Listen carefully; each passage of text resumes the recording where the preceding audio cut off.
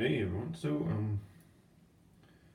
today I was opening up the bathroom door and the handle just came off in my hand. And I was like, hey, what's up with that?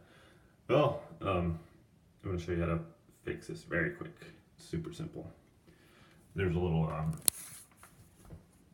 at least on this type of door, there's a little Allen wrench screw on the side here.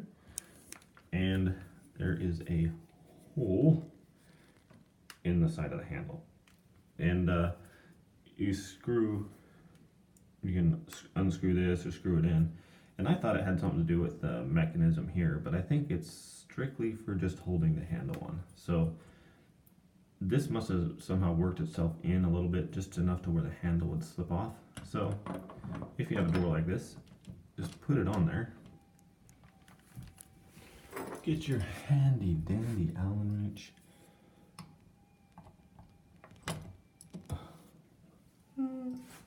Let's see. This might be hard to do with one hand. I will see if I can show you guys. Oh, last. It's always hard to hold these.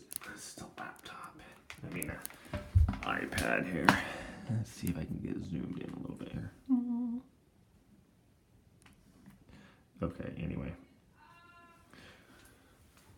And just adjust it so that you can see the Allen wrench screw there.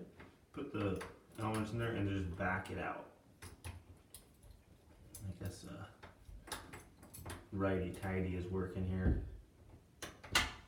And it's screwing the little Allen wrench, the little Allen screw out until it's snug. And just pull it out. And then it works. You're not going to pull it off of there. Super simple. Yeah.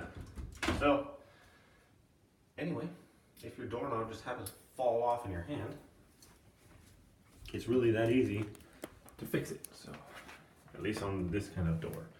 There may be other problems on other doors, but that was super easy. Thanks for watching, everyone. Hope that helped you. Have a great day.